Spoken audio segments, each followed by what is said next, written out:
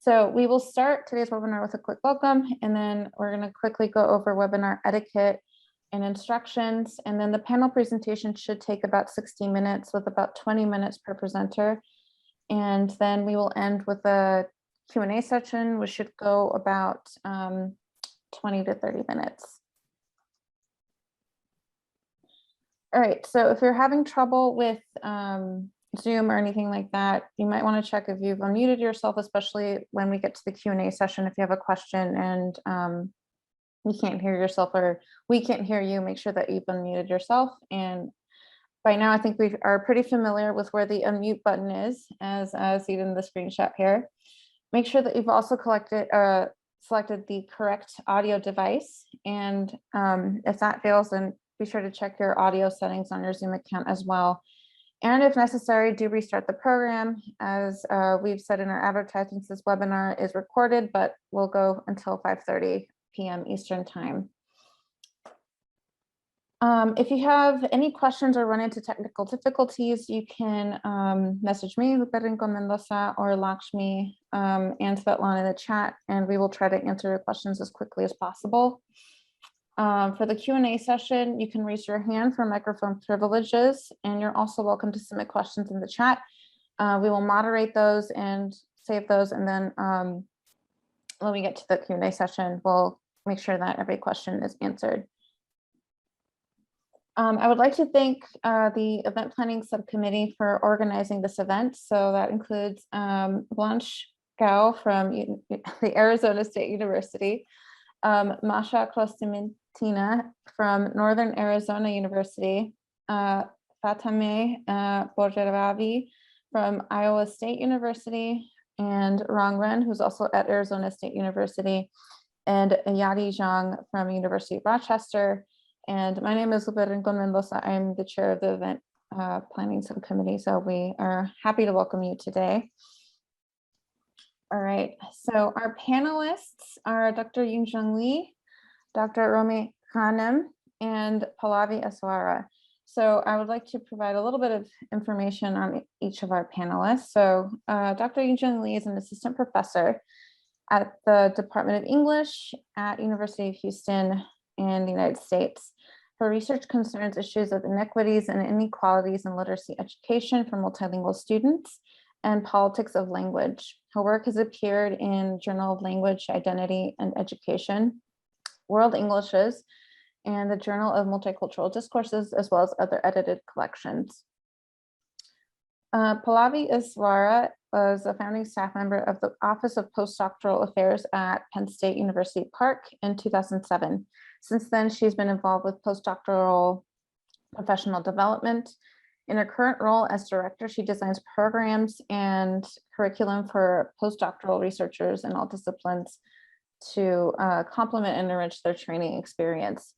Additionally, from 2011 to 2014, Pallavi worked with the Graduate Education Equity Office with underrepresented minority graduate students and programs to support the recruitment, retention, and success.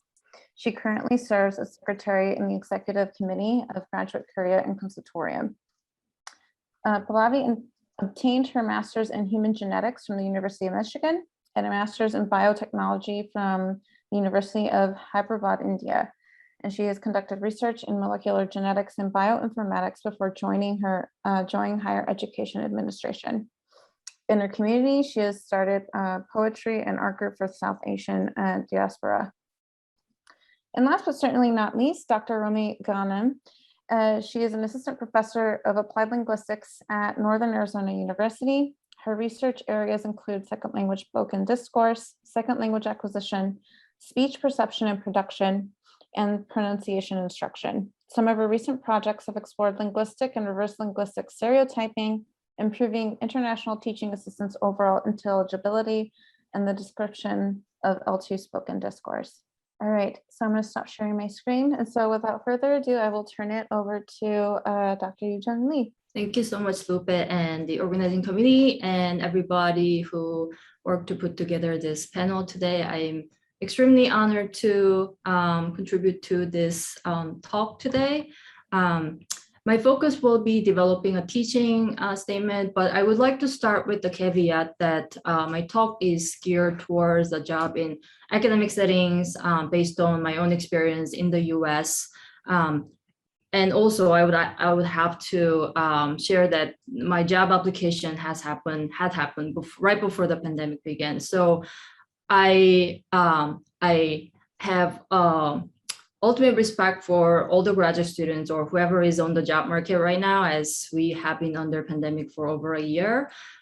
So I hope my talk today, although it was constructed under different circumstances, but the basic considerations I would like to emphasize and share today, I hope kind of remain relevant and helpful.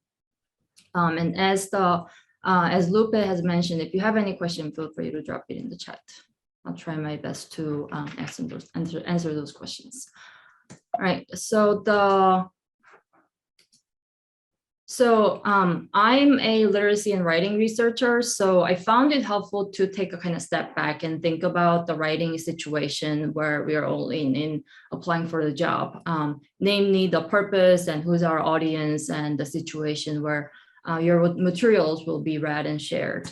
So teaching statement, like any other writing material, has a clear purpose, right? We want to show who you are and what you do as a teacher, in addition to wanting to be considered as a finalist, right? Our audience actually matters the most, like any other writing. And this is where the kind of trickiness kind of comes in. Oftentimes the audience comes as a group of 3 to 5 people as a committee, and they all come from different kind of experiences and expertise as an academic in terms of research or teaching or admin experiences, but they do bring a particular need, namely they want a particular thing to be covered for this position, whether it's just teaching position or it's a research faculty position, which includes teaching. So it's important for you to consider who the audience is.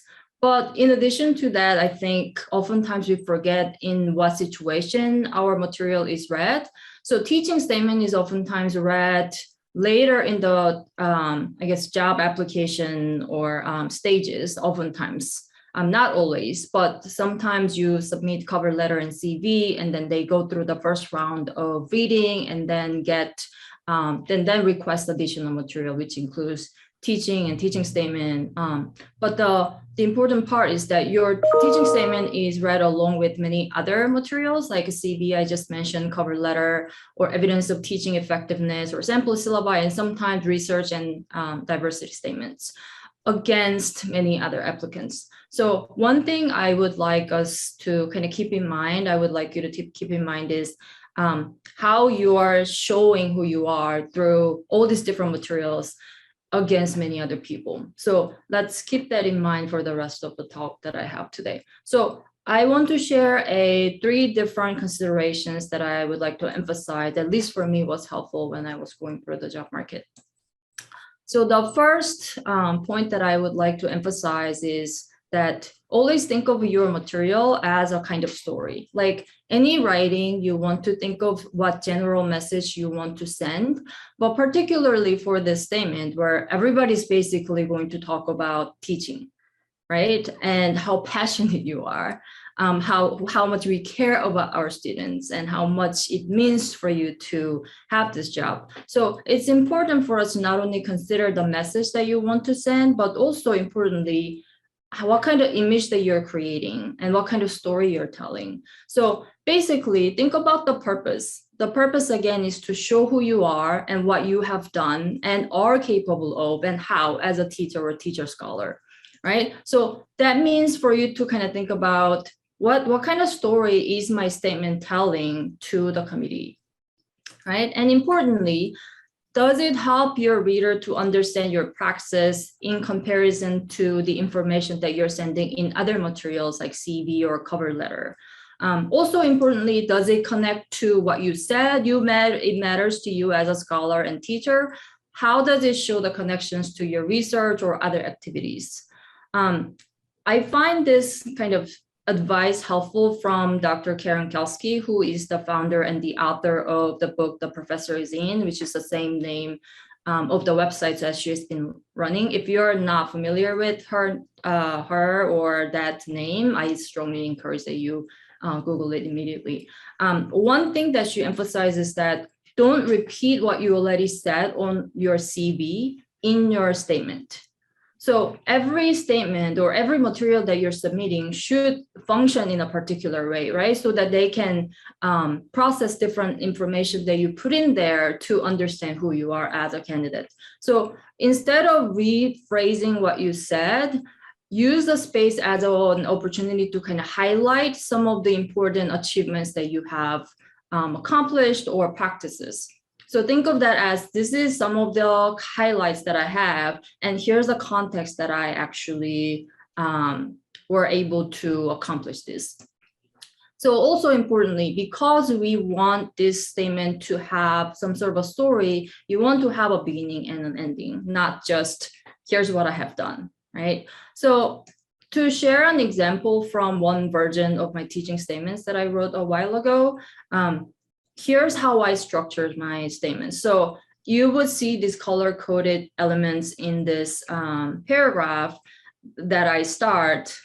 You see some phrases that I color-coded as like brown, where I emphasize my experience, who I am, and what matters to me. And also the green part, complexity and criticality, which is another aspect that I emphasize in the statement. So I carried these themes throughout my entire statement, using body paragraphs as a way, as a place for me to kind of share. Here's an example of what it means for me to be an educator as a multilingual.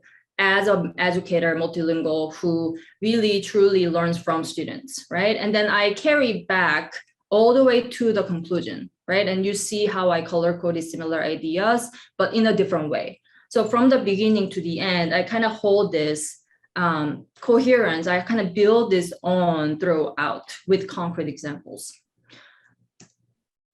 So if you haven't done so, here's a quick guiding questions for you to think about in preparation, or if you already have written some version as a way for you to kind of check in. So in one column, think about your concrete teaching or pedagogical experiences, including questions like, what courses have you actually co-taught or TA'd or developed? And in what mode of instruction?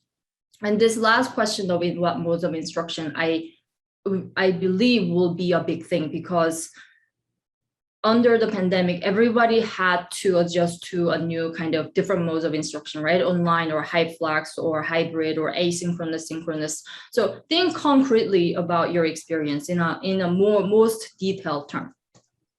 And what was the goal of the course, of course? And how was the course designed in terms of general curriculum or assessment? How did you design the course? And what specific assignments, activities, or pedagogical practices did you draw on that kind of show how you did what you did?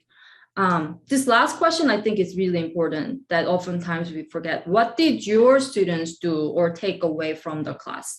So to me, I feel like a teaching statement is as much about your students as about you. Because one way that we do teaching, I mean, we don't do teaching just for the sake of doing teaching. We do teach because, I mean, we have students, right? So for your readers to have a concrete idea of what your teaching looks like is always to talk about what your students are actually engaging in. So how else would you describe what you do through the lens of what your students are actually doing? So once you kind of brainstorm or answer the questions in one side, think about what you believe about learning and teaching. And here's some guiding questions for you again. What do you see as a goal of your class or education broadly? And also similarly, perhaps, what matters in teaching and learning to you, generally and specifically in the discipline? And I say this because although as an instructor, we teach our class thinking of our students, right? But then for your readers, your audience, the committee who's reading your material, always think of your class situated in like a bigger ecology. be it the department or program or a general education requirement, course requirement, or serving a mission of the institution. So if you kind of go ahead and think about these questions on your own, it really helps for you to be able to justify why you do what you do and appeal to the needs of the committee.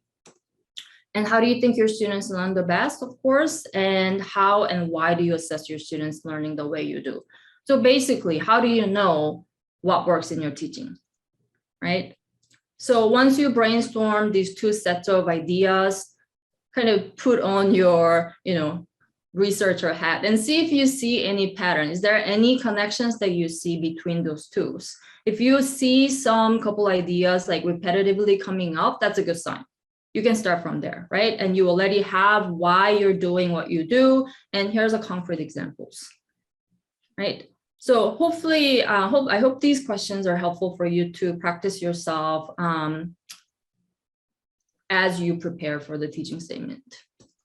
So the second point that I want to emphasize is very basic writing tips, show and not tell. I think we say this all the time as a writing teacher, or any kind of assignment that we get from our students in a written form. Because we are talking about our philosophy or beliefs toward teaching, which is oftentimes the way we understand teaching statement, as we write, we can get quite abstract or too philosophical, but we have to remember the goal is to help them to see you in action, because there are many, many people who are going to talk about teaching in a more or less similar pattern. So one way for us to think about is talking through verbs, not adjectives, meaning focus on what you do and what your students do, not on necessarily feelings or emotions. So think about how what you're offering in the statement help them to kind of imagine you in action. Like, can they imagine you in a classroom and doing something, or your students? And similarly, share specific assignment names or activities or practices that you often draw on that kind of shows your philosophy. And actually, this really helps because my experience on serving, kind of looking over the candidate, it really helps if you have a unique name for your assignment or activities. So then what happens later when we calibrate our a ranking, or, oh, so-and-so was interesting, then we remember that kind of name. Oh, that person who did whatever unique name, blank. Sorry, I don't have a unique name for my assignment. So oh yeah, let's say, oh, that person who did mini ethnography. Yeah, that was really interesting. So if you don't have a name, perhaps this is a good chance for you to think about name. So here's an example of what it looks like when you're writing, focusing on emotion versus action. So for instance, anybody can say, I'm passionate about students' critical thinking and writing development, right? But then what does it look like? You could concretize by saying, I design my course into whatever structure for students to do practice and sustain their critical thinking and writing throughout the semester. And in particular assignment name, students do XYZ. So when I focus on action, they can imagine, okay, here's the sequence of things these students do and potentially why, as you would explain.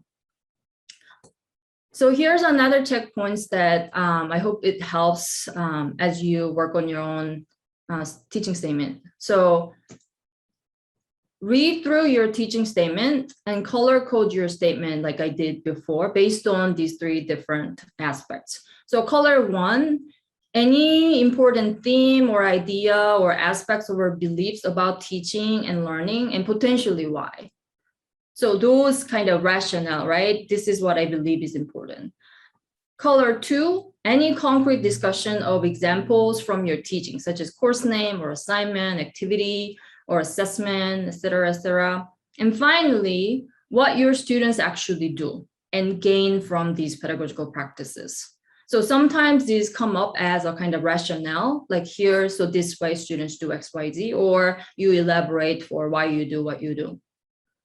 So once you color coded all your teaching statement, you should see what's lacking, right? And see if your statement has all three colors kind of balanced manner. And especially when you color code the second and third elements, see if you're actually describing in terms of action versus emotion.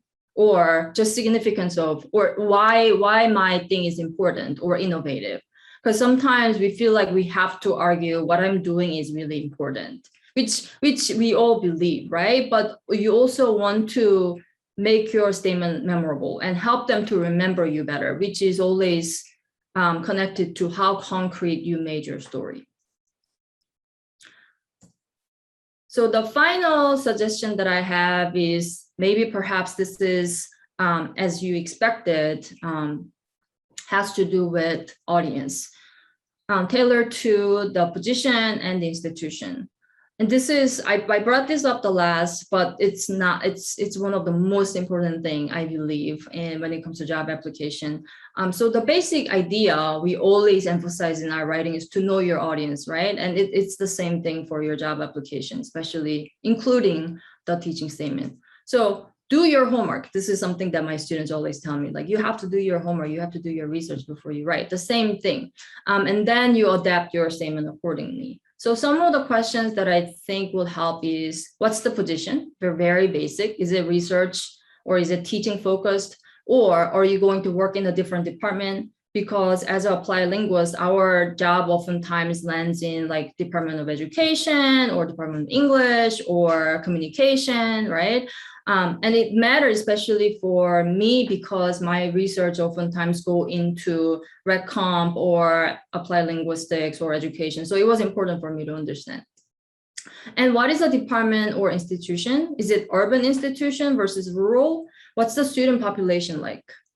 And what's the department size and makeup?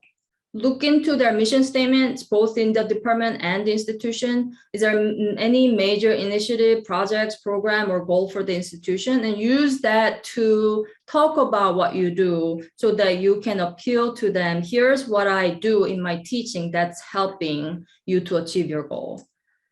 And who's on the committee? I think this is really important. And what are their research and teaching experiences? I say this because it matters how you describe what you describe. Sometimes what we do, it's hard for us to describe what we do without using technical terms. And I say this, as I say in a little bit, the general rule of thumb is that make it general so that any person who reads your statement understand what you're saying. But if there's anyone, one or two people on the committee who understands what you do, they can be the greatest advocate for you if the thing is done well. So if they understand what you're saying, even if when they convene and talk about your application, oh, I didn't understand this person's, statement, the other person can say, actually, you know what she or he or they is doing is pretty amazing thing. So do your research and figure out who's on the committee. And of course, what courses are offered in the department and what can you teach there? So that you can bring in similar courses in your statement. So basically show that you fit there as a colleague, not as a student, because that's who they're looking for, right? So try to use their language, and again, try to avoid too much jargon, technical terms, and use your experience to appeal to basically show what you're going to do when you show up there and show that you're ready. So the last example that I have real quick is another example that I use for the job market the job position that I applied, and I actually did get offers. So I was confident that this actually worked. So the job position is a tenure track position and teaching focused 4-year university. I was in the English department, PWI, and there was an IEP there. So the job ad, some of the things that I noted there was what kind of scholar they're looking for. They're using specifically the term teaching scholar, right? And they focused on distance education. Again, this was right before the pandemic. So there was not many departments who were doing the online teaching. And a couple other things is that there was a TESOL scholar who specialized on teacher identity on the committee. And it was also within the RecCom program. So here's what I did.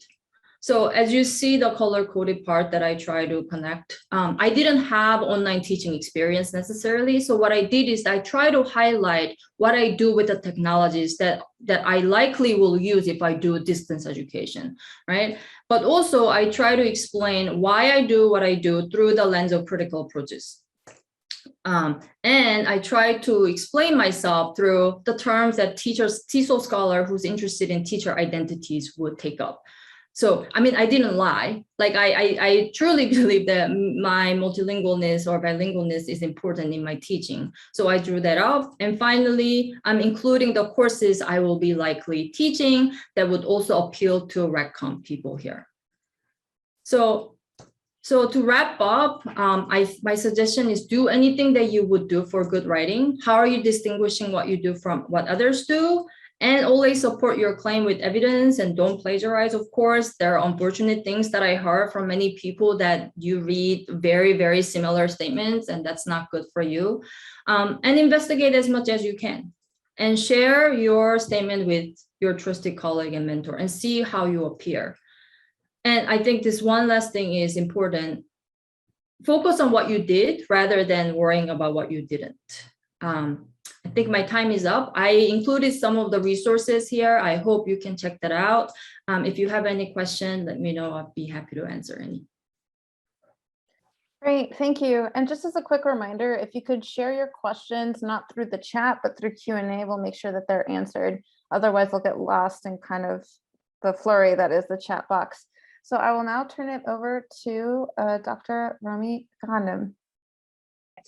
So I'll be talking about cover letters today, and just to give you a brief kind of background of my experience with this. So I applied for jobs 3 different times throughout the last 5 years, and it was at different times in my career. And so I kind of try to get as much of the experience that I've kind of encountered, because I know that there are a lot of books, including what Dr. Lee was talking about in terms of professor is in. She has a very strict kind of template for what a cover letter should look like. But obviously things can be flexible depending on where you are and what stage, and also depending on what I've kind of accumulated from people who have talked to me about either reacting to my cover letter or other people. And so I kind of try to put as much of my experience in there. So let's start with what exactly is a cover letter? What is the definition? So basically it's a document where you A, introduce yourself, and B, explain basically the qualifications that kind of make sure that you are fit for the position that you're applying for. For lack of a better word, you are selling something, right? You're selling certain assets, hopefully not yourself, just the assets. And so, but you have to keep in mind that what you're selling cannot be what people are buying, right? And so that is really important to keep in mind in terms of there are certain assets that you really, really want to highlight, but then maybe the institution that you're applying for is not really interested in those particular assets. So it's really important to kind of pay attention to what exactly you're including and what exactly you want to highlight in that document.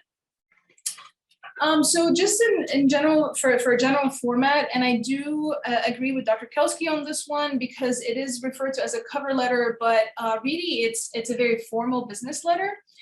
I've talked to at least 5 to 8 different people on what exactly is the length, because so many, there's no consensus in terms of what exactly is the length. Some people are like, it should be 2 pages, you know, to the dot. Some people say 1.5 pages, etc. But what people don't tell you is that it should be 6 pages, right? So in general, what the kind of the general consensus for social sciences, and especially for our field, is that it should be 2 pages at most. I have actually talked to someone who got very annoyed when somebody went over to 3 pages. And so you don't want that, right? You don't want that kind of a visceral reaction from somebody who is hopefully going to give you that job. So make sure that, I guess the general consensus is 2 pages at most. So what exactly is the format that you're following? Business letter overall formatting style, and that includes a letterhead. That's really important. You have to indicate your affiliation and what it is in terms of your current affiliation. So if you are a student, a PhD candidate, then you do have the right to use their letterhead, whatever department you belong to. If you are a postdoc, also the same thing. If you are a visiting professor, also the same thing, right? So it's really important for you to indicate your current affiliation through the letterhead. Do include the date and the department address, so the department that you are applying for, right? Not your own department, at the top left corner. And then make sure that you address the individuals. Don't I've heard kind of some negative feedback from people referring or starting the letter with "to whom it may concern." Not very advisable, I would say. Just say, "Dear whoever the chair of the search committee is," so Dr. X, or just, I always started my cover letters with "Dear members of the search committee." Okay, make sure you sign at the bottom. So this is just an example for what my cover letter would have looked like if I was applying today. And so obviously you can see Northern Arizona University is the letterhead, the date, the address, obviously of whatever department is, and then "Dear members of the search committee."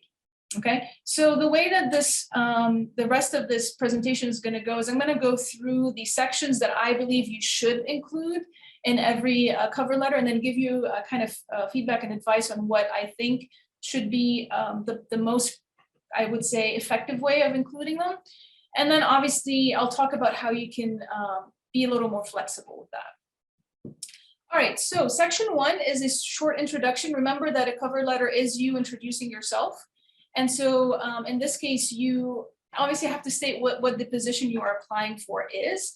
I've heard from a lot of different people who were members of a search committee that people sometimes copy and paste cover letters, don't have a template, they just copy and paste from one position to the next, and then you're applying to, let's say, University X, and you accidentally say that you're applying to University Y.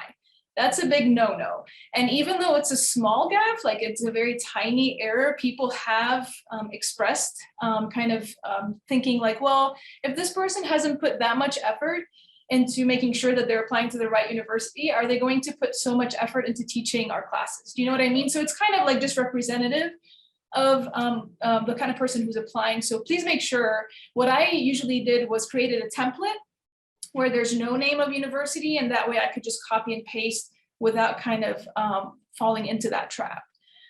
Usually you start with "I am writing to apply," copy and paste what the actual position is. Don't change it, don't kind of add to it, don't modify it. Don't say that I'm applying to the tenure track position at XYZ University and it's not even tenure track, or I'm applying to the TESOL position for X, Y, and Z and it's actually an applied linguistics position. So make sure that you are referring to the exact position that you're applying for. It's really important that you introduce yourself very briefly. If you are a PhD candidate at that point, which means that you have defended your proposal, so ADD, refer to yourself as such. Most often, I don't think people do apply before that date, but refer to yourself as I'm a PhD candidate at this particular department. Some people encourage individuals to include their defense date if it's already been assigned, so that you kind of encourage your readers to know that you have that light at the end of the tunnel, you can see it, right? Especially if it's earlier than usual. If you are defending in fall instead of spring, that's always kind of a good thing to put in there, because some people get a little nervous of, when the person is graduating.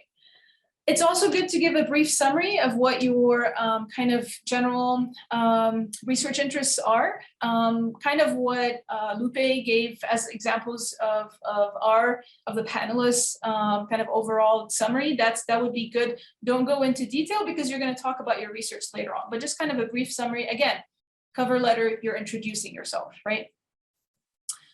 All right, so the second section is your primary research project. Now, I know that Dr. Kelsky in her, the professors in, she's very kind of particular about the order of these paragraphs or sections. I've heard that it doesn't really matter necessarily as long as you include them all. But I would say that I would like to know what the person is interested in terms of research at the very beginning, right? So often this is your dissertation. That's your primary research project. Describe it. Describe your research dissertation project in a short paragraph. Don't go into, you want to tell people how great it is. You want to talk about what all the, how many people you recruited, all these statistical analyses you conducted. That's great if you want to tell a friend, just not in your cover letter, right? Make sure that the cover letter is just like, this is my dissertation project. This is what I did, brief kind of couple of sentences, but more importantly, include its contribution to the field, because maybe somebody is not exactly aware of what your particular area or research area is.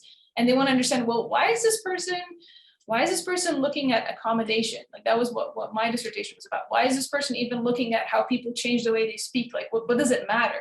So of course you have to include, okay, why did I do this entire project? What does it contribute to, especially our field of applied linguistics and the general field of, speakers of second language, etc., and language in general, right? So after you are done with your actual dissertation paragraph or your main project, right? If you are working on a bigger project than your dissertation, that's what section 2 is about. You do have to include a research paragraph. That research paragraph or paragraphs kind of gives a bit of like a story of what exactly is your research about, what exactly is your research area about. And often in that paragraph, you include research projects, you include your publications, either that are under review or that have already been published. You include conference presentations as well. Don't be worried about, oh, it was just a little conference presentation, but it's research, right? And people do want to kind of hear about that. Any grant proposals that you submitted and or have contributed to. So even if your advisor or your professor has worked on something and you were their RA, it's also good to kind of include that here. I do want to mention something here that I will mention later at the end of this presentation. In this section, as well as in any section, but particularly in this section, you have to appear or you have to sound like you are a future colleague and you are not a student. Okay, because a lot of search committees that I've participated in or that people have kind of talked to me about later on, they said, oh, this person kept saying, I worked for Dr. X and he or she gave me this particular task and I completed this task. That's great as a student, but you are going to be their colleague. And so they want to make sure that once you are removed from Dr. X, can you actually perform all these tasks and duties on your own? So what I've heard, and I know that some of you have trouble as an international student, I had a lot of trouble referring to my advisor as their first name, last name. So it kind of took me a while. So, or just by referring to them, oh yeah, Romy, right? So instead of doing that, if you're really uncomfortable, you can just refer to them as first name, last name, instead of saying Dr. XY. So you can just say, I worked with, right? Not under, or kind of was recruited. So it'll be I worked with, or I co-authored with Romy Ghanem, right? So in that case, maybe it's not as familiar for people who are not like super comfortable doing that, but at the same time, it doesn't show that you're still under that person's kind of shadow and you have your own presence in the field. And I'll talk about it a little more later on. So another thing that you want to include if you have multiple research paragraphs is if you have a bigger project, one that you either started on your own or that you're part of because of your dissertation advisor, because of your supervisor, because of another faculty member, that's great. Describe it in a separate paragraph, especially if you have worked on it for a long time. That would be the place to do so. Another thing that you want to do here in your research paragraph or paragraphs is it has to be like a story, a coherent story, a coherent vision that kind of brings together different elements to basically send the message that this is what I work on, right? So it's not like somebody would read and say, okay, their first project was in writing, their second project was in pronunciation, their third project was like a lab psycholinguistics setting. I don't see the connection in those three. So you want to show that you have a very specific vision in terms of your research. Even if you work on very separate projects, try to kind of create a thread amongst them so that they're more kind of appealing to your readers. And if and not if, at this point, you have to include a plan for future projects. I think that appears more in your research statement, more than in your cover letter, but it does it's good to kind of show that you're, okay, these are not just my project. Once I get to you guys, next year I'm done. I have no more, other projects that I want to work on. So kind of make sure that when you're introducing these projects, you show some sort of continuity. So I included my most recent paragraph, and I kind of highlighted a couple of things that I included for the most recent cover letter. This was my research paragraph. So just to show you kind of the thread that I included, it's here. It says I'm working on a co-authored book, and obviously we're dealing with methodological analyses of spoken language. And then I say, as an extension to spoken discourse. I worked with other pronunciation researchers, etc. And then I talked about there's a lack of, how to analyze them using, analyze any form of discourse using tools or digital tools. And then I talk about how, the conference proceeding provides this introduction to the usefulness. And then at the very end, in line with digital tools, I was part of a community that looked at digital humanities. So as you can see, it's always about second language spoken discourse, how to analyze it, and then how to analyze it using digital tools. What are these tools? And then finally digital humanities. So kind of, even though, separately, maybe they might not seem as connected, but try to show that, I'm always still in the line of how to analyze spoken discourse using both certain forms of measurements and digital analyses. So let's get to the teaching paragraph, and Dr. Lee did such a good job when she was talking about, how to write your teaching statement. So a teaching paragraph is kind of like a summary of that. It's basically like a shortened version of it.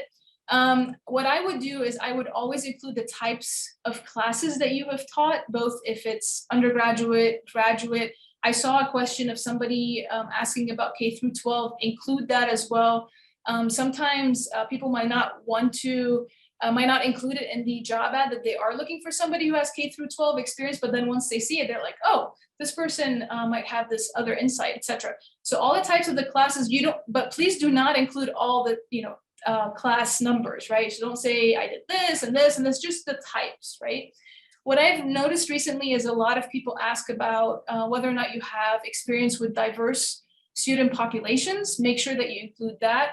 The great thing about being in our field is that you almost always do. Or you yourself are what is considered as, bilingual, trilingual, bicultural, etc. So, but it's good to also include that, because you might assume, well, yeah, everybody has dealt with ESL students. Well, everybody has done EFL. Well, not everybody does, right? And so including that is always a good thing. I would always include a summary of your teaching philosophy, like what kind of teacher are you? What kind of things do you like to heighten? But don't kind of, again, go through like a really long list. I think that in her book, Karen Kelsky said something about don't be too mopey about it or too emotional about it. Like, I love my students so much, I don't care, but that's great. But then what kind of teacher are you? What kind of things do you value, right? As, skills that you like. I always think it's a really good example to include specific examples from the classes that you've taught, because sometimes you might say, and I guess it goes back to what Dr. Lee was saying, show, don't tell. So you could say that you really like to follow like inductive approach, a bottom-up approach. You like to have the students take ownership of their learning, the end.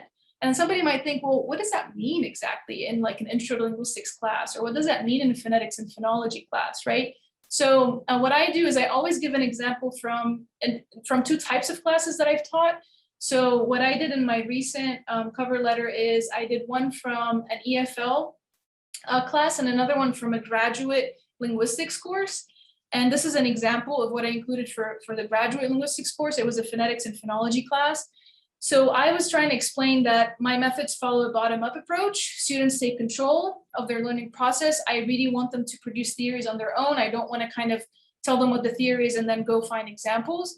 So what I did was I had graduate students record a certain number of words and phrases in Prot, which is basically a software that allows you to form some sort of visual representations of sounds, so you actually can see the sounds. And then I had them examine these spectrograms on their own to explore various suprasegmental features such as lexical stress, tone choice, and pitch contours. So giving a specific example of what I did in order for my students to feel like they have more ownership, in order for my students to feel like I'm not just providing the examples myself.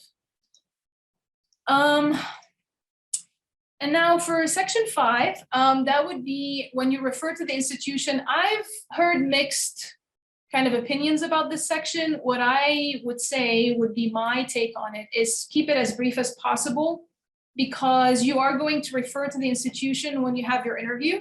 And I'm hoping that all of you get amazing interviews to be able to showcase that. But it is good to kind of refer to the institution at the end. I've heard that some people don't even read that paragraph, but others notice that you've done your homework if you actually have that paragraph. So I don't think it hurts to actually include it anyway. So I would just kind of summarize why you are a good fit for the department in like 1 or 2 sentences, basically because you actually looked at the department website, you looked at what people actually do, what kind of research they do, and then you say, okay, because they do that, I am a good fit, right? And for you to do that, you have to refer to at least 1 or 2 faculty members that your research or your research area aligns with. And that is always a good idea. Again, like I said, some people might think, oh, you know, you're going to say that in the interview, but there's no harm in doing so. And it just shows that you've done your homework. It also shows that you didn't copy and paste the cover letter from one institution to the next. So it's always a good thing to do so. I also used to include grant options. So I used to look at their internal grants, especially for junior faculty, and say that I will be interested in applying for one of those. It shows that you have, again, it depends on the institution, but in some cases, it shows that you are actually really interested in kind of furthering your research agenda.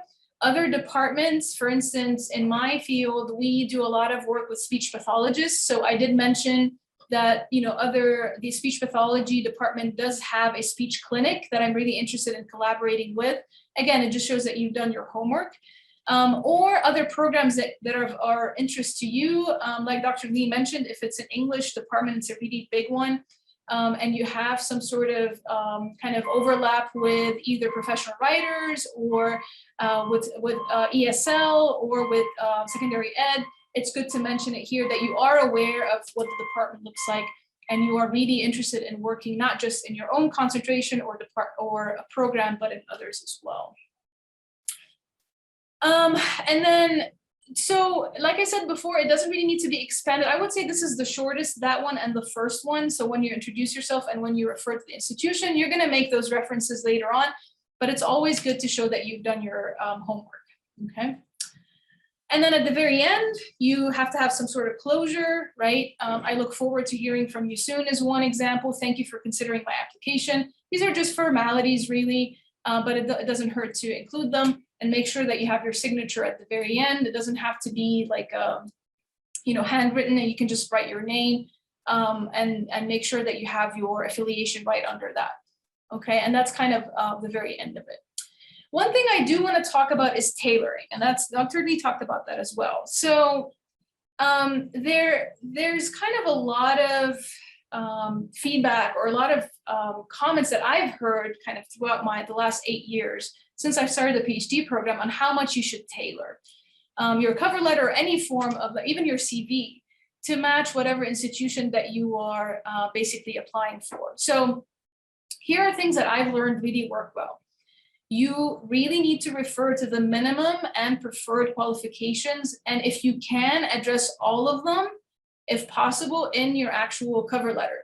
So if you want to repeat the terminology, that's fine. Of course, we're not saying, you know, kind of copy and paste and, you know, accidentally perform plagiarism, but if they say that they are really looking forward to or looking for somebody who has worked with diverse populations, and in your teaching section, make sure that you say that you're teaching or you were lucky enough to be able to work with a lot of diverse populations. So make sure that you refer to those terminologies, because remember that these individuals are probably looking at hundreds of applications per cycle. And so some of them are going to be reading diagonally and looking for those key terms. And so make sure that they appear. Don't be vague and don't be kind of coy and think, well, you know, they'll figure it out as they're, no. Say what they need to hear or what they need to see in this case. Okay, so make sure you refer to them. And especially the minimum qualifications, because I've also heard that if somebody doesn't see those minimum qualifications, obviously you're automatically disqualified because that's the minimum, right? Requirements for you to get the job. Do your research on the institution before you write your cover letter. The reason why I'm saying that is because I, as Dr. Lee mentioned before, I've also applied to a very teacher-oriented university. And throughout their job ad, all they were talking about was, you know, the classes that they want the candidate to teach, all the, TESOL classes that are really important to them, the reaching out to the community, kind of also how they have a huge bilingual first generation community that they want somebody to be working with. And so if you spend 3/4 of your cover letter talking about your research and all those grants you're going to get because you want to do all this lab work, it's not going to work, right? So in this case, you might need to expand and reduce certain sections. For instance, if I were applying to a teaching job, I would expand my teaching paragraph and reduce kind of the overly zealous, I guess, talking about the grants and the research, etc. Not because they're not important, but because they are looking for making sure that you are able to teach other classes, and that's what you want to focus on. So yeah, make sure that you expand and reduce based on the institution that you're applying for. This is I give the same example that I was talking about before. The reason for that is because in their required and preferred qualifications or requirement, especially in the preferred one, they asked for technology. And so they were asking for somebody who can do second language pronunciation, but specifically use technology in order to teach or analyze second language discourse. So as you notice here, what I kept mentioning is, transcribing, extracting, etc., digital tools, also the common digital tools, talked about the workshop that we gave that specifically talked about computer programs, etc. In another cover letter, I wasn't really highlighting the technological aspect, and that's basically because they weren't really looking for that. So I focused more on my second language pronunciation research in general. So I'm going to get to like my final, concluding remarks that I would say, if anything, just remember those. Make sure that the minimum and preferred qualifications are your priority. So they have to be included every single time you see one. What I did is I separated them because sometimes they come in a paragraph form and you might lose one or two. So I separated them and placed them in kind of bulleted form. And then every time I mentioned or talked about one of them, I made sure that I checked it off the list. Make sure you do the same so that you are referring to all these qualifications that they need from you. Make sure that you sound like a future colleague, not a student, in which case, again, don't say that I worked as an RA for Dr. X. You can just say that I worked on a project with XY, with Romy Ghanem, on this and this and that. And we co-authored a paper that came out of it with blah, blah, blah. So this is really important because I've heard it at least 4 or 5 times from individuals who, as soon as they read this, had reservations about the candidate. Keep your letter under 2 pages. Somebody once mentioned, remember that the people who are seeing this are older. And so don't adjust the fonts. Don't write in 10-point font or 8-point font because you want to stay under 2 pages. Don't make somebody uncomfortable as they're reading your cover letter. Don't adjust the margins. Make sure they're like a 1/4 of an inch or something where you have like this massive amount of information you can include. So just keep it under 2 pages and modify according to the job that you're applying for. Don't spend too much time talking about one area. For instance, your teaching or your dissertation or research. Remember that most of the jobs you will be applying for, it's going to require for you to have a balanced kind of vision of teaching, research, and service. So make sure that in your cover letter, you do have them some sort of balance amongst those sections. One thing that I would mention is seek cover letters from classmates or professors. Sometimes you look at the book professor is in, or you even look online. You're like, yeah, that looks good. But then so in our field there are certain nuances, especially in your department where you are applying from. So I would say have somebody send you their cover letter, ask for permission, make sure you have their permission to even share it if you want to share it with somebody else. And more importantly, have someone look at your draft because you might think that it looks absolutely, amazing and everything is covered. And then, somebody looks at it and they're like, no, say less of this, say more of that, etc. Make sure you have somebody who's an expert look at that and provide you with feedback. And that's it for my section. If you have any questions, please feel free to email me, and I'll be happy to answer any more of your questions after this. All right, great. So we will now turn it over to our last panelist, Pallavi Eswara. Good afternoon, everyone. It's very nice to be here this afternoon sharing. Let's start from the beginning.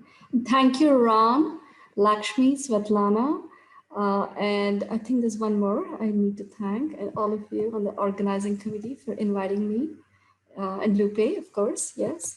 So I'm very happy to be on this panel with Dr. Lee and Dr. Ghanem, and we're all discussing different aspects of the application package that comes together to represent who you are and why you want to apply for this faculty position. And one thing that I'm going to be talking about today is diversity statements. So I'm going to start off with a quote, and this quote was taken from an article by Sarah Beck. And in that, she goes on to talk, explain how one would write a diversity statement. And this kind of struck to me. The use of the term diversity can mean many things to many people, and therefore many regard it as overused and thus vague. Others question whether it focuses too much attention on identity-based concerns or broad aspirations of pluralism and not enough on the deep inequalities throughout higher education and society more generally. Diversity statements can include highly critical approaches to diversity or any understanding you may have of efforts for greater equity, equality, inclusion, or justice. And this highlighted segment is what stays with me, and this is what you will see as the flavor of my presentation or what I believe in. So this is the broad outline. I'm going to be talking about why for diversity statements. So why are you starting to see this ask in faculty positions? And then what is a diversity statement? What would you have in it? And then the how. How do you write a diversity statement if you have had experiences with diversity and inclusion practices, or maybe if you have not? So either of those cases, how would you write one? And then how do you include experiences on diversity, equity, and inclusion when it is not explicitly mentioned in the job ad? So if you are somebody who's very passionate about this or have had experiences working in this area and you want to talk about it, where would you find that space? So we're going to talk about all of these aspects in the coming slides. So this is a slide that I got from recently, and what it shows, if you look at the population of people who are in 2020, that was last year, by age 18. So now that means they're entering college or they're in college, and then they'll be coming into graduate school in about, let's say, majority of them or some of them, and in 4 to 5 years. And then we are then dealing with a very diverse student population.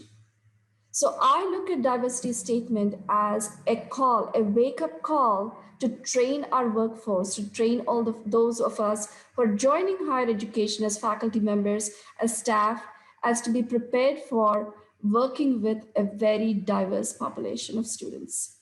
Higher education is the path towards upward mobility in the society, in which case we want to ask ourselves, how are we going to facilitate that?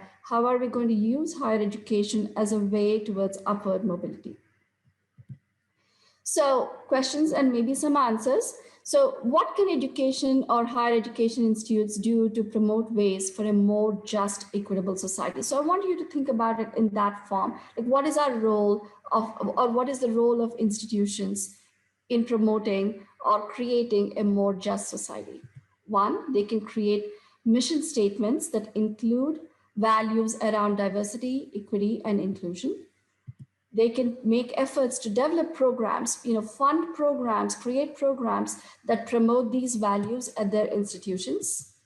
And then they can recruit individuals who are champions of these values, who are like you, those of you who are sitting in the audience, and recruit all of you to be these vehicles of change at our various universities.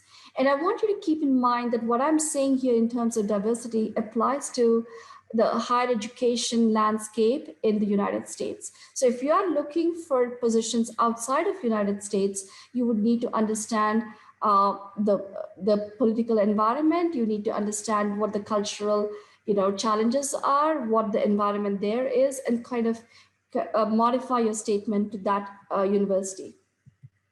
So what are diversity statements?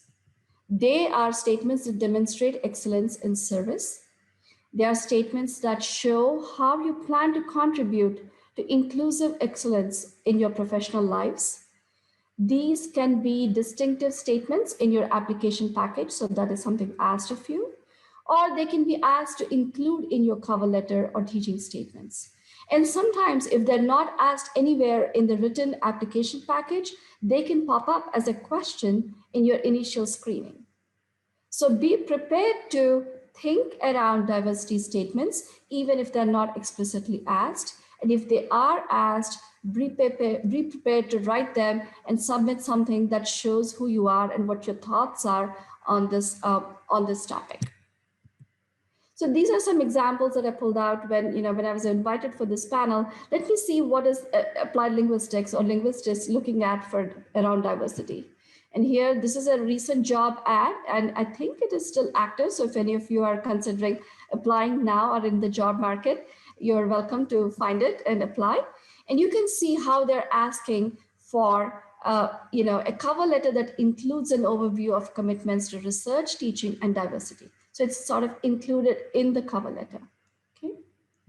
And then here is another posting where they're asking for a diversity statement. Clearly, it's a specific document that needs to be included that demonstrates commitment to diversity, equity, and inclusion through scholarship or research, and or for teaching or mentoring, and or for service or engagement. So they're asking you to think about diversity, equity, and inclusion around all these various avenues. And one could be somebody who has experience or a way of dealing with all of them, or maybe selectively with some of them. Either way, they're asking you to think about diversity, equity, and inclusion around these venues of scholarship or research, teaching or mentoring, service or engagement. So what is a diversity statement?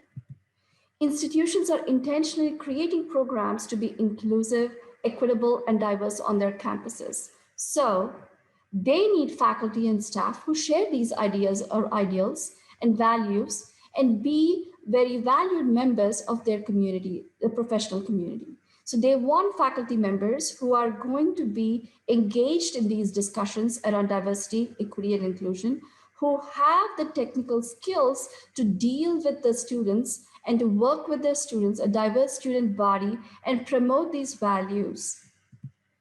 And then they want the statement to share commitment, experience, or future capability to contribute to these DEI values. So it could be something that you have done, it could be something that you believe in, your commitment, and it could be something that you want to do in future as a faculty member.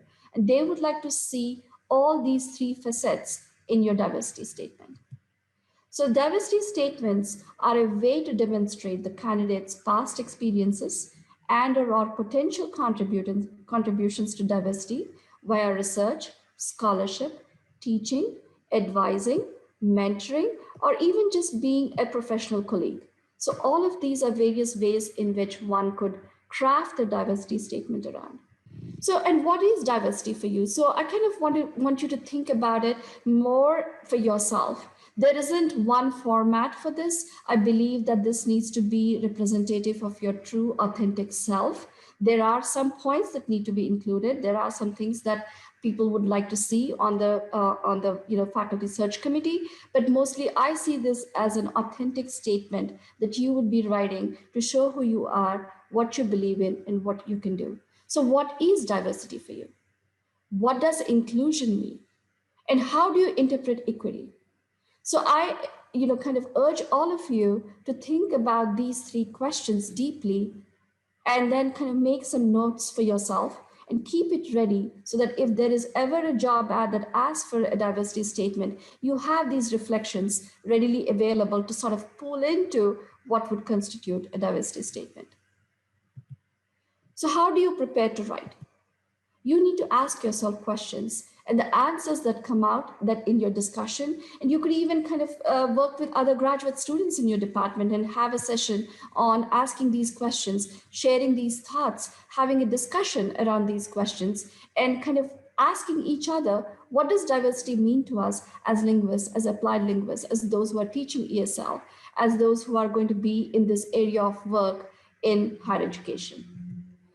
So diversity statements tell a story, and the institution or committee wants to hear about your personal experiences And even if there were a series of challenges or privileges, I think people very much think that, oh, I've had a fairly good life, I've not had many challenges. Who would care to hear about what I have to say? No, we want to hear about your privileges, but more as a platform to think about what your privileges have done for you and what you then can in turn do for those who have not had those privileges. And then to think about what are the diversity and inclusion challenges in your specific discipline. So all these thoughts, if you sit down and sort of take notes on them, ask yourself these questions, you would come up with what would constitute a typical diversity statement. And if it's not being asked, then you can incorporate these ideas and thoughts in appropriate locations in the rest of your application package. And then most importantly, and you've heard this as a recurring theme with Dr. Lee and Dr. Ghanem, is what is the reader looking for? And the reader is based up in a certain institution with a certain educational culture. What are they looking for? What are their goals? So to understand the mission and the values and the flavor of the institution you're applying to is extremely important. And bear in mind the diversity statements are being written to universities within various states of the country. Each of our states in the United States has a different demographic of students. So you have to think about, okay, if I'm applying to a position in California versus to Maine, what would my diversity statement look like? Would it be the same? Yes, it would have several foundational aspects that are similar, but it would also kind of think about who are the students who go to University of California and who are the students who go to University of Maine at the undergrad level, at the graduate student level, or at a postdoctoral level, who goes to these institutions? Because when you are a faculty member there, those are the students or undergrad or graduate that you would be working with. So are you attuned to the challenges of that specific institution? So if you're coming to Penn State, let's say you're applying to Penn State, we are in central Pennsylvania, we are in a rural place, we have several first generation students who are coming in to study at Penn State. So are you equipped to deal with these student bodies? So that's what you have to ask yourself when you're writing these statements. And then you have to ask yourself, what are the programs that are already in place at those institutions that you're applying? Can you be a part of them? Many institutions are already on the way of creating several programs within each of their departments or at a higher level at their colleges or at a far higher level at the institution. So you need to ask yourself, if I become a faculty member there, which of those programs would make most sense for me to be a part of? Where can I contribute? What do I bring to the table? And include all that information in your diversity statement at appropriate locations as you see it. And then some of the areas you want to consider, as you saw in the University of Michigan job ad, is around teaching. So DEI around teaching, DEI within research, and DEI as a service portfolio. So you want to think about it from various aspects. And then you also want to think about, is your diversity statement going to be about a specific population? Like, are you writing something that you're passionate about at the undergraduate student level? Or are you writing something that you're passionate for the graduate students? Or are you talking about at the postdoctoral level or for faculty? So wherever your passion lies, that should be reflected in your diversity statement. So I believe that no two diversity statements should look alike, because no two human beings are alike. We've all had our journeys. We've had a whole set of experiences. There are some similarities, but we are quite distinct from each other. And that philosophy should be in your diversity statement.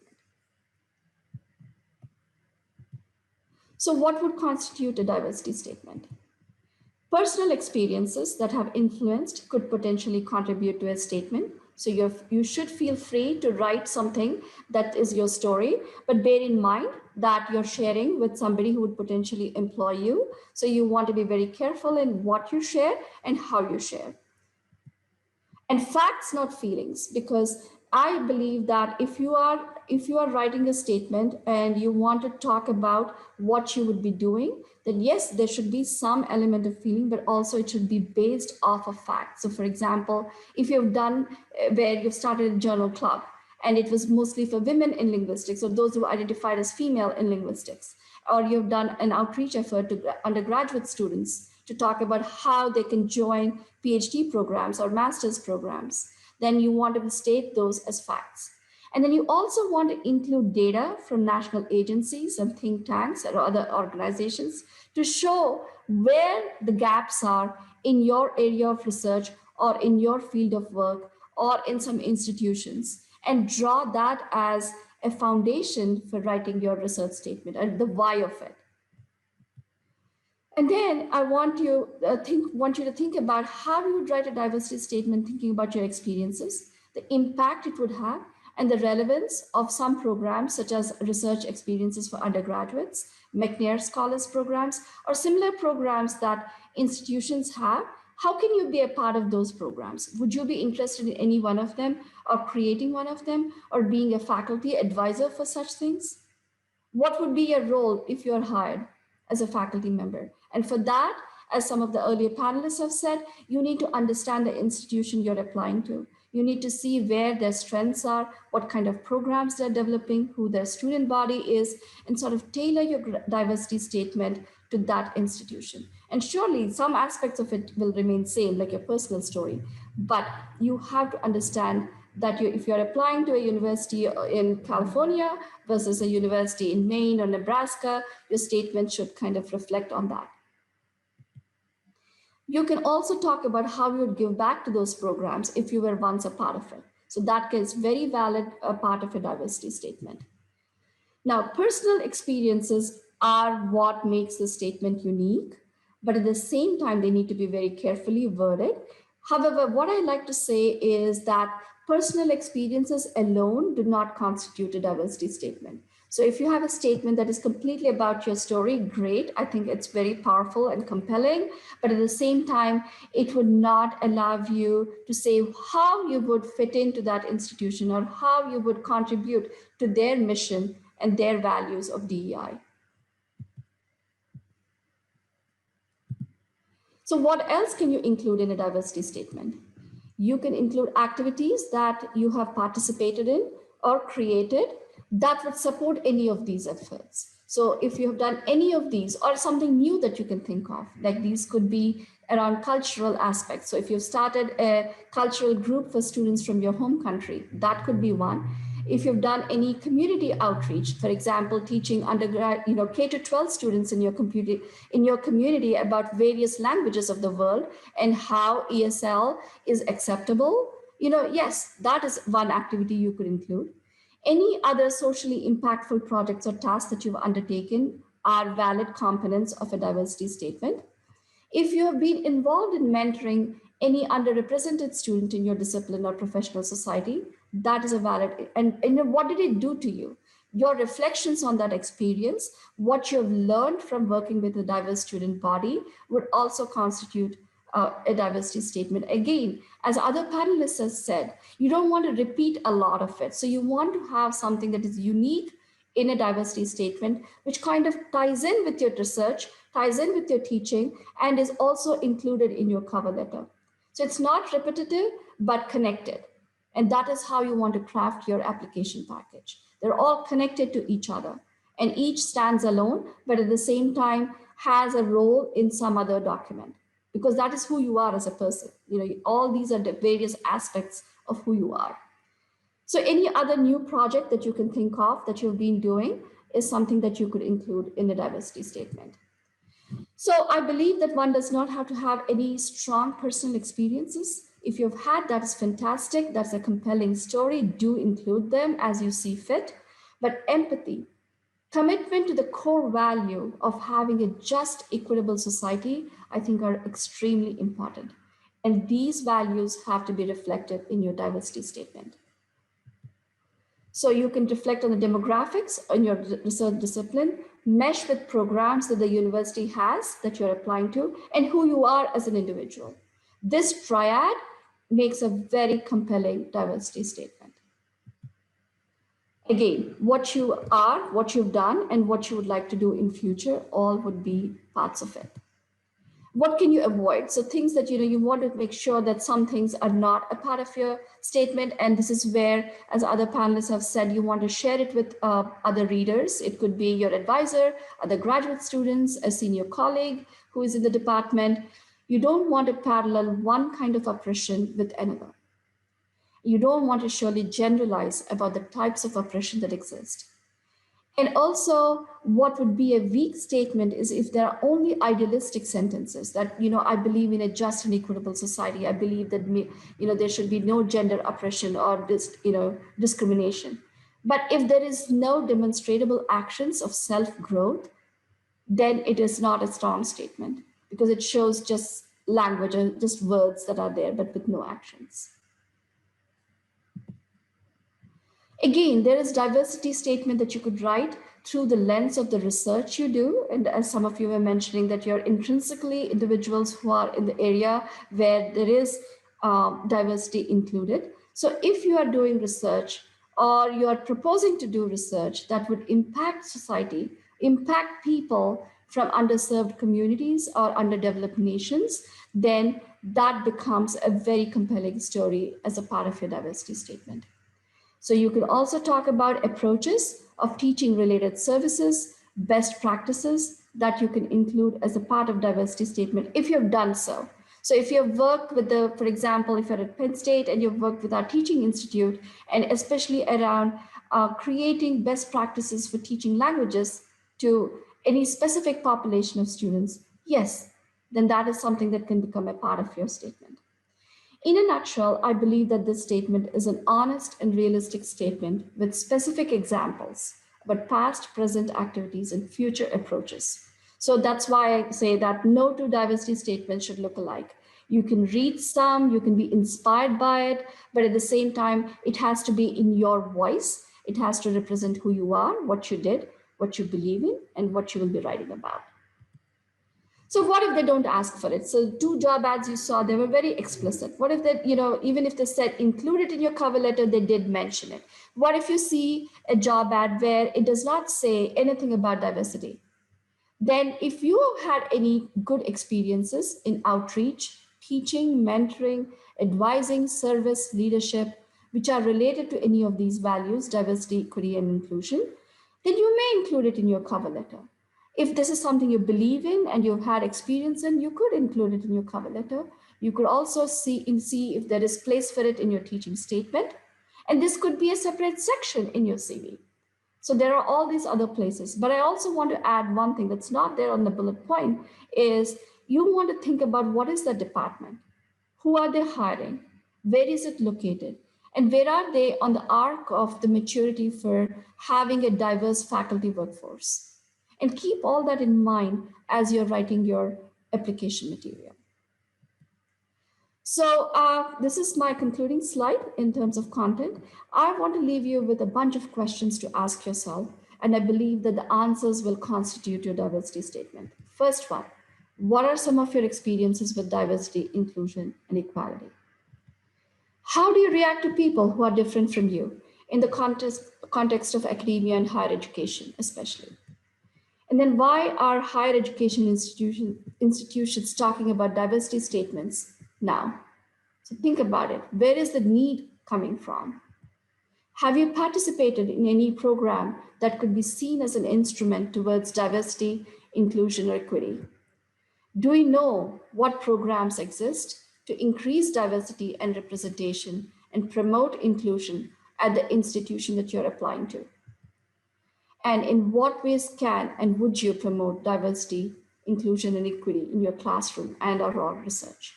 So these should be the questions to ask yourself, and the answers to these questions would constitute your diversity statement.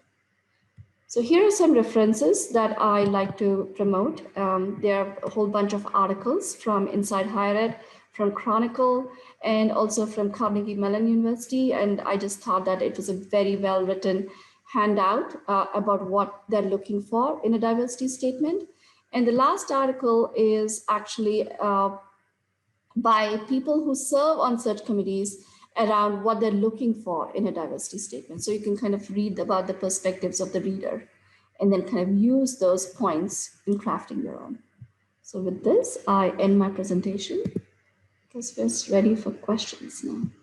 Great, thank you so much. We appreciate everyone's contributions today. So I will go ahead and turn to some of the unanswered questions that we have in the Q&A. You are welcome to also raise your hand or to continue to submit questions in the time that we have left.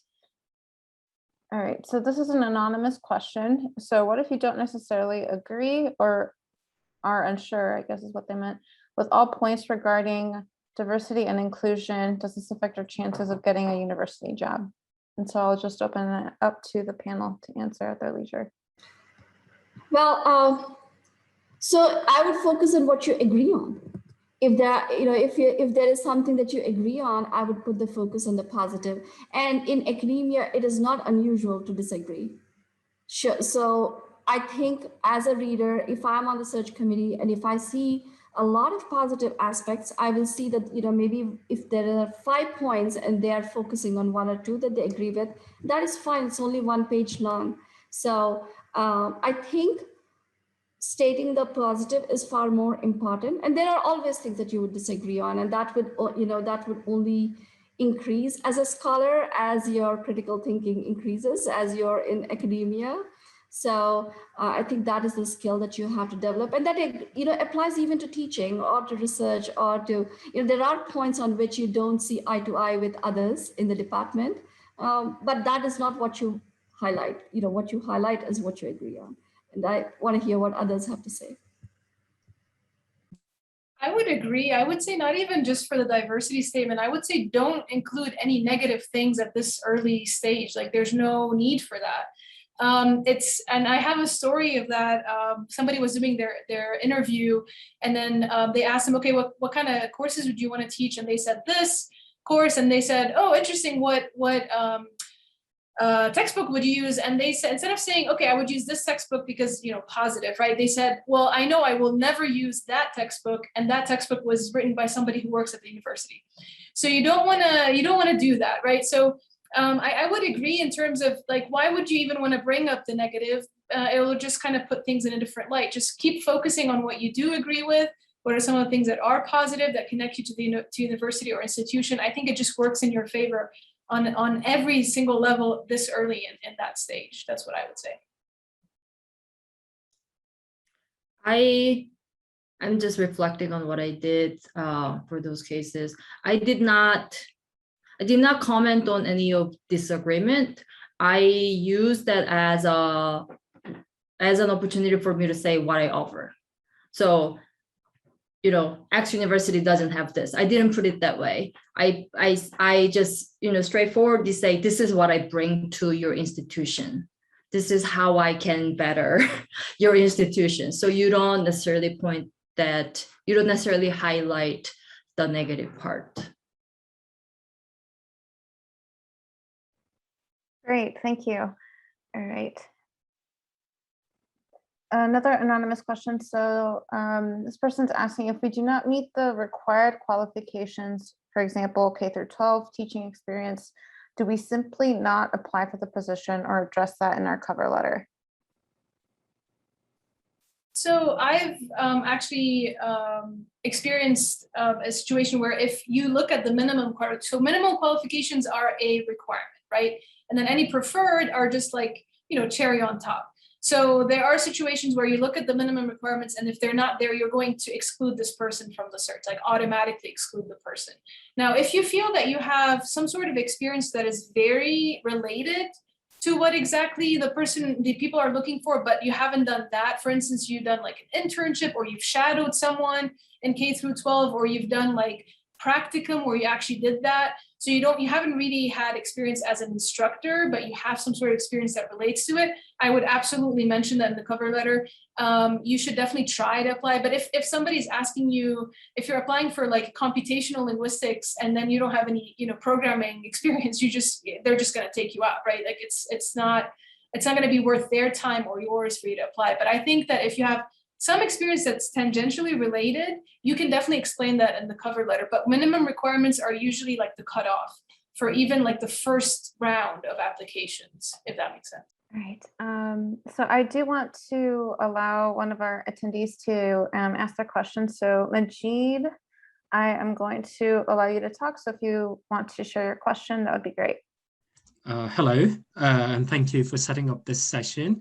So actually, I finished my PhD just last week in applied linguistics. So I'm actively in the forest searching for jobs. And I found this session really helpful. So I've got a question about statements of teaching philosophy. Where is the borderline between being humble and underestimating our capabilities when we are talking about, our qualifications? So in my teaching philosophy, as it is now, I've mentioned that I'm well versed in different aspects of teaching. So I feel like I'm not being humble here, but at the same time, I don't want to underestimate my qualifications. So I would appreciate it if you clarify the borderline. Thank you.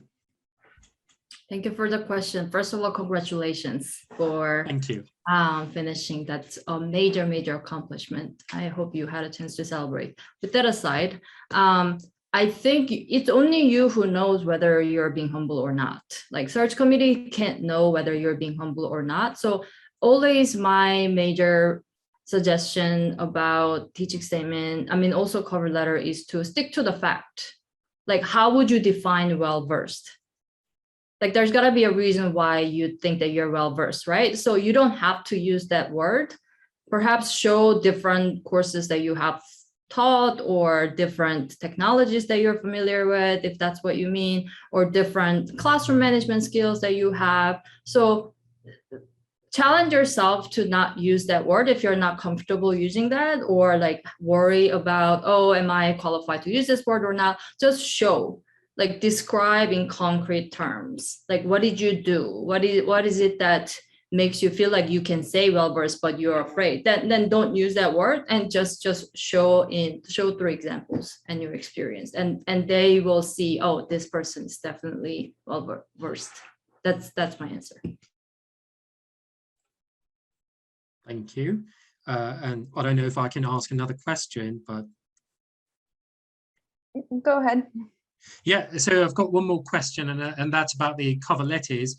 So when I'm talking about in the research paragraph, when we are talking about our research and publications, what does that mean exactly? Is it just providing the publication information, or providing some information about the results and the scope of my contribution to the project? Thank you. That's a good question. So like I mentioned about that paragraph, it has to be like a story of what the vision of your research area is. And so you're not just listing and saying, oh, I worked on this, I published this, and then I did that with this person, etc. You're kind of, and if you go back to the sample, you're kind of devising like a story of what exactly is your research area and what are some of the things that you did. And just like I answered somebody in the Q&A who asked about, well, if I already mentioned my conference presentation, do I mention it again? Am I being redundant? You're not really mentioning in terms of, oh, this is what I did, this is what I did. It's kind of just showing that there was some sort of outcome from this particular project. So you would say something like, for me, I do work in second language spoken discourse.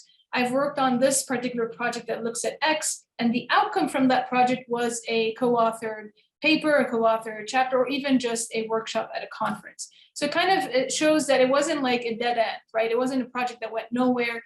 It actually had some sort of outcome to it, and that's why you would include it in a sense. So to answer your question, you're not just kind of listing, you are creating some sort of a story or some sort of thread that goes through all of your research areas.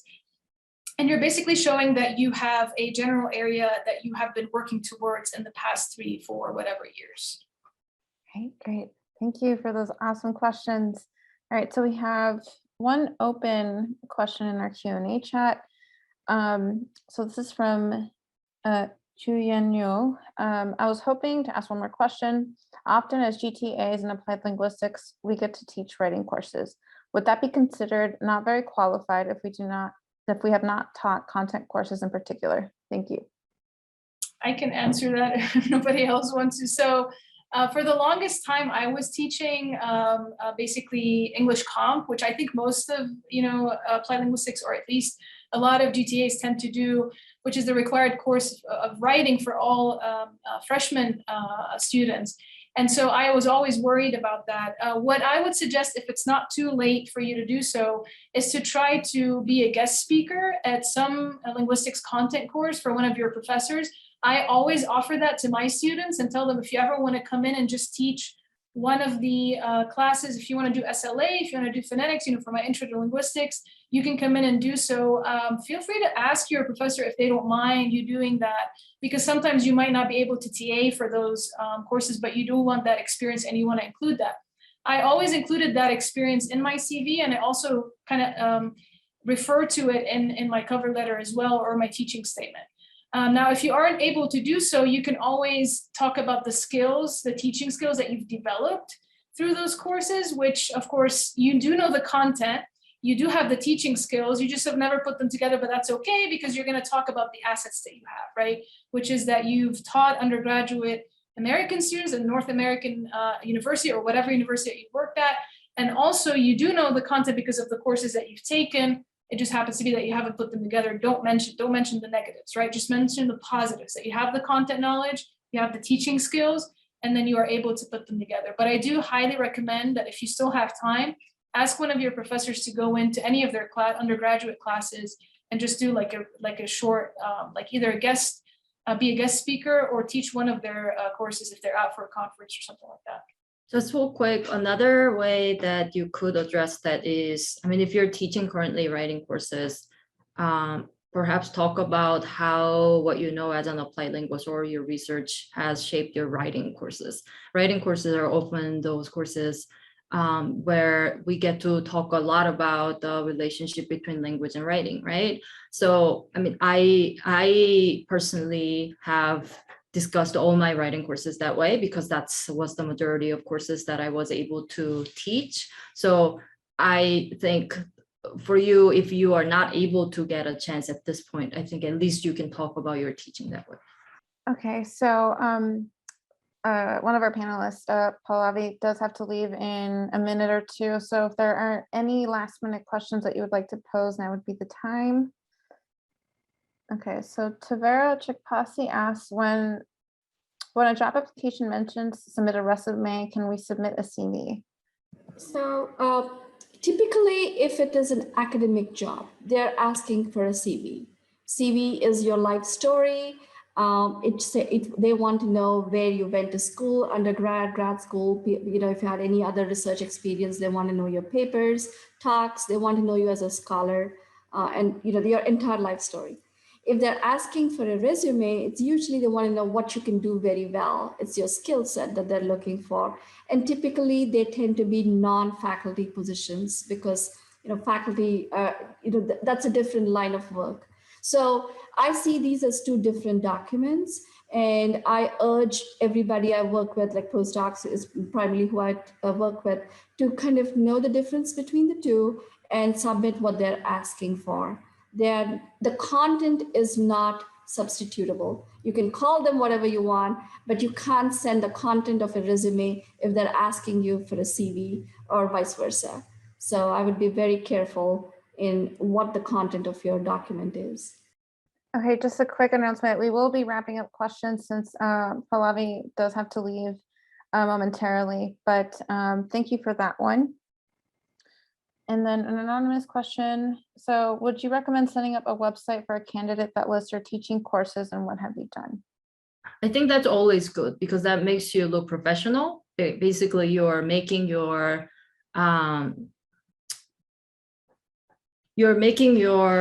scholarship available and visible. So in any way, if you do that with your research or teaching, that's always good. Oh, do you want me to answer, or do you want us to move to another question? Because I think there are a couple of other questions. Okay, we can move on to the next question. Yes. But I would agree with everything that Eugen said, that definitely always do it. It doesn't hurt. It actually always makes you look better that you have some sort of academic presence online. So yeah. Great. So this one's from Mirna Teplova. So I'm an international PhD student with an extensive teaching experience in Ukraine, my home country, before coming to the US. Can I show this experience of teaching English as EFL to emphasize my expertise as a teacher and ELA educator? I was in the exact same position when I came in, and I did have a lot of EFL experience, and I always mentioned it. And you could also mention it in terms of diverse student populations, because you do have you know, EFL is very different from ESL, is very different from, you know, American, you know, freshman or upper classmen. So I think that it's always a good thing to mention. Never like they don't only want you to be an ESL or TESOL or just teaching linguistics content. Any form of, I would say, experience that you have that has contributed somehow to shaping you as a teacher or researcher, always bring it up. You might want to kind of be careful of how much kind of emphasis you give it based on the institution that you're applying for. But I would never say that, you know, disregard something. I always mention my EFL experience, even in my cover letter, especially when I was talking about my teaching. So I would say yes, absolutely. Okay, great. So this next question is also anonymous. So some job descriptions say 3-3 teaching load. What does that mean? It basically means you will be teaching 3 courses in the fall, 3 courses in the spring. Okay, so another anonymous question. So if we find out about a position after the review starts, should we still apply if the post states the search will be ongoing until the position is filled? I've heard people say that you should, like, usually priority is sometimes given for people who apply beforehand, especially if they have a large number or group of participants, because, or candidates, sorry, because when as they're coming in, they're kind of looking through them because nobody wants to look at 300 at once. And so often when the deadline kind of has passed, usually they have already looked at the very, you know, the preliminary kind of observation of these applications coming in, but that doesn't mean that they won't consider yours as well. What I would say that if it has already passed by like about 2 weeks, they might have already had their first meeting and kind of chosen their initial applicants or who they want to bring in for the interview. So it might be too late, but I would never say like, no, don't apply, because you never know. But just kind of to give you an idea that you probably will not get priority, especially if it has been 2 weeks since, you know, the deadline. They probably already looked at their first pool and decided who their 12 or whatever number for interviews is. So. All right, the final question is, so is it possible for you to share poster responses from the Q&A pad? We can definitely, we'll share the, we'll save the transcript rather, and then we'll try to summarize our questions and share those hopefully via our newsletter and through our website as well. Okay, so that is all the time we have. I would like to thank our panelists, Dr. Eunjeong Lee and Dr. Romy Ghanem, for sharing their expertise and their experience and strategies on developing these materials. I know this can be kind of, you know, nerve-wracking as is, and so having some sort of guidance definitely helps all of us who are, you know, going on the job market this year and in the future. So this recording will be shared on our YouTube channel and our AAAL Graduate Student Council website. Make sure to follow us on social media to figure out when that will happen. So thank you so much for attending, and look out for our next webinar, which will be later this semester. So thank you very much. Thank you for having us. Yes, thank you. Thank you. Thank you all the panelists and attendees.